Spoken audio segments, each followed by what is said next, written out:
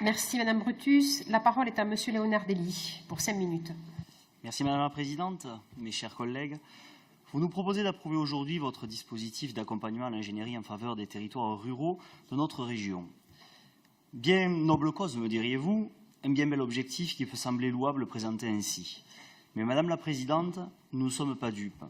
Il ne suffit pas de belles déclarations pour masquer vos réelles intentions et dissimuler les vraies ambitions de votre démarche.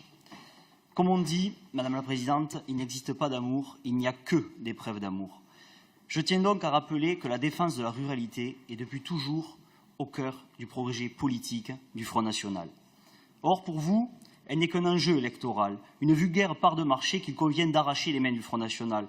Car la France des oubliés, celle des agriculteurs, des ouvriers, des commerçants, des artisans de proximité, cette France profonde vote massivement pour le Front National.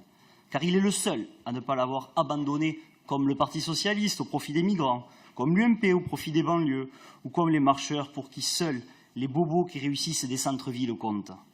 La réalité, c'est que le Front National est le seul à défendre l'unité de la nation française, quand vous tous, main dans la main, préférez œuvrer à sa déconstruction.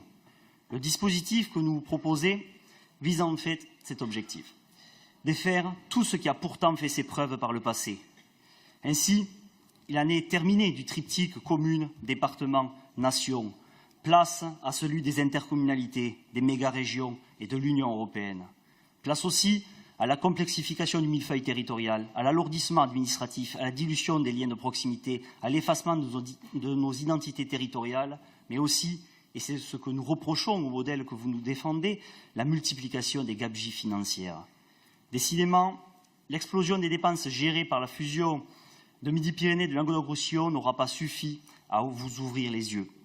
En choisissant d'axer l'accompagnement régional à la direction des pays et des pôles d'équilibre territoriaux et ruraux, issus de la loi MAPTAM de 2014, vous allez contribuer à créer un énième strate complètement inutile. De plus, et c'est peut-être ce qu'il y a le plus malhonnête dans votre dispositif, les conditions évoquées pour l'attribution des aides à l'ingénierie territoriale relèvent d'un véritable chantage régional, puisque les aides ne seront versées qu'à condition que la région puisse obtenir un quasi-contrôle des politiques publiques menées par les territoires, à condition aussi pour les PTR de devenir des relais de la mise en œuvre des politiques répondant aux priorités régionales. Tout cela, Madame la Présidente, ne manque d'ailleurs pas de poser un problème juridique, puisque la Constitution affirme le principe d'absence de tutelle d'un niveau de collectivité sur les autres. Je ne vous parle même pas des spécificités locales, lesquelles sont purement et simplement balayées. En matière d'ingénierie territoriale, jusqu'ici, les départements avaient la main, notamment par l'intermédiaire des agences techniques départementales et de leurs équipes, qui donnaient aux élus locaux de précieux conseils en matière financière, technique ou d'aménagement. Ces conseils, fournis par les conseils départementaux, constituaient un service de proximité que votre dispositif va contribuer à détruire, tout comme il vise à l'effacement de l'échelon départemental. Voilà l'un de vos points communs avec le président Macron et les technocrates de Bruxelles. Il serait temps de revenir au bon sens de nos anciens qui savaient se limiter à l'essentiel.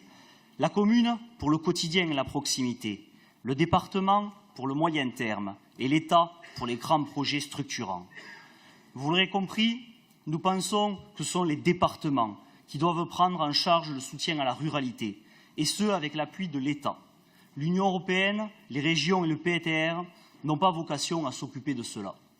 Madame la Présidente, comme beaucoup de Français, nous pensons que ce n'est ni de Bruxelles, ni de Toulouse, ni de Montpellier que les financements et les décisions doivent venir. Une vraie politique de décentralisation donnerait aux départements la compétence de l'innovation et du développement rural, mais ce n'est malheureusement pas le chemin que vous nous proposez d'emprunter. Une fois encore, au nom d'une idéologie européiste qui n'a pourtant jusqu'ici apporté aucun résultat probant, votre dispositif s'inscrit dans la continuité d'une politique qui déconstruit la France. À force de vouloir copier le découpage administratif allemand, vous allez faire de la France une province sans âme, où les EPCI auront remplacé les communes, où les méga-régions auront pris la place des départements et où l'Union européenne décidera à la place de l'État-nation. Tout cela, Madame la Présidente, nous n'acceptons pas et les Français ne l'accepteront jamais. Voyez ce que cette pseudo-décentralisation donne actuellement en Espagne. Continuer à agir ainsi et la Catalogne indépendante deviendra un modèle pour de nombreux territoires. Est-ce cela que vous voulez? Pour toutes ces raisons, Madame la Présidente, nous voterons contre l'approbation de ce dispositif qui s'appuie sur les pays et les PETR au lieu des départements et des communes. En revanche, soucieux de ne pas pénaliser la ruralité et de permettre le versement de fonds européens qui sont en réalité des fonds français, puisque nous sommes contributeurs nets de plus de 8,5 milliards d'euros par an au budget de l'Union européenne, nous ne nous opposerons pas donc aux 16 individualisations présentées dans le rapport 12. Je vous remercie. Madame Monique Bulten-Hermann pour 5 minutes. Merci.